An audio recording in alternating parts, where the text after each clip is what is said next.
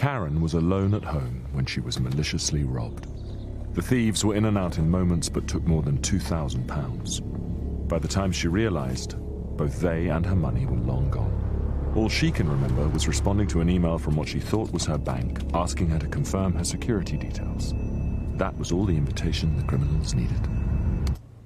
You can't see cybercrime, but there are ways to avoid it. At Barclays, we'll never ask you to confirm your security details by email.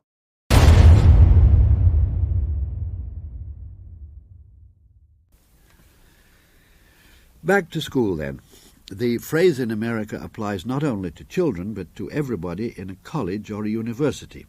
I still get a suppressed giggle from strangers who ask, "Didn't you go to school at Cambridge?" Well, this year there are teacher strikes in about 20 cities, and thousands of children are still at large, and will be, till the teachers in this city get more pay, in that city the same rate of pay for newcomers as for veterans, in another place, inevitably, no school until women get the same pay for what is called comparable work. Chicago's the worst off, with 35,000 teachers out and over 500,000 youngsters out on the town or the lake shore or otherwise rollicking in the school of life. On the campuses in the colleges across the country, there is one quite radical change.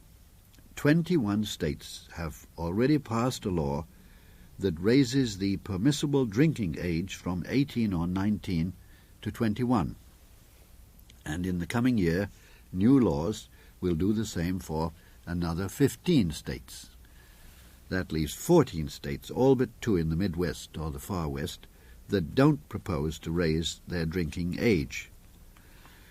Governor Cuomo of New York, after a tough parliamentary tussle, saw the 21-year-old bill passed and said it was the best thing that had happened to the state this year.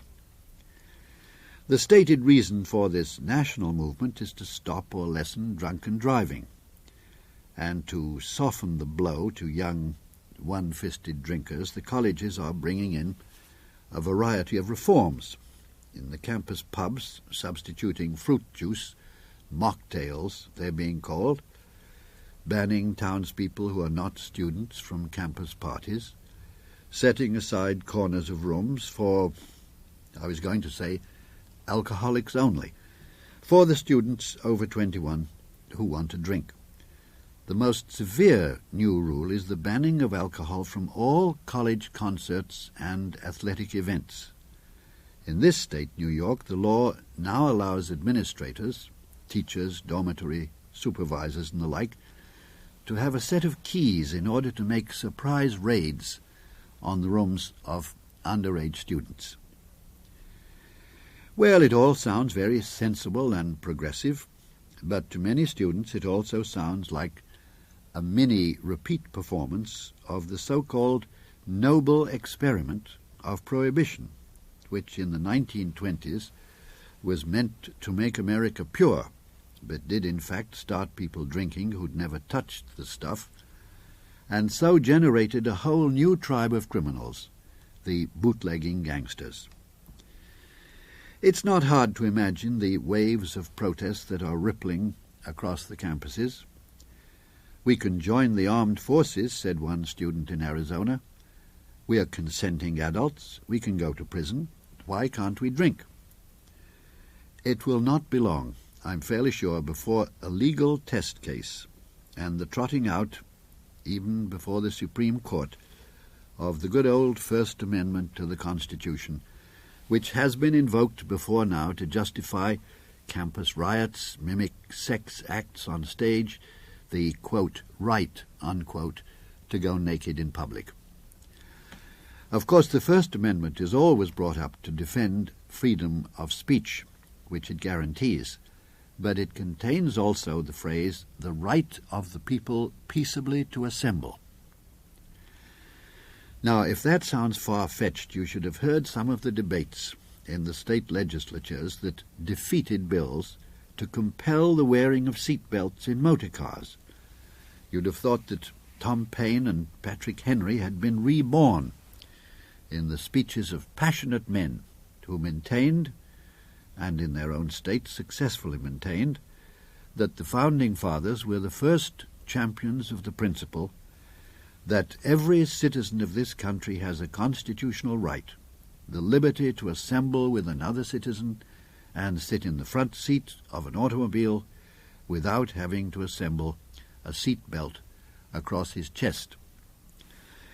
How long this preposterous interpretation of the First Amendment is likely to last is anybody's guess. New York State put the seatbelt law into effect at the beginning of the year, and the results have been dramatic. Fewer accidents in proportion to cars on the road than at any time since the 1920s. And these impressive figures have been published and publicized far and wide. One Southern politician who quoted Patrick Henry's famous line, "Give me liberty or give me death," may soon hear himself being quoted as saying, "Give me liberty and give me death." That was Letter from America with Alistair Cooke. You can find more Letters from America and thousands of other programmes for curious minds on the Radio 4 website.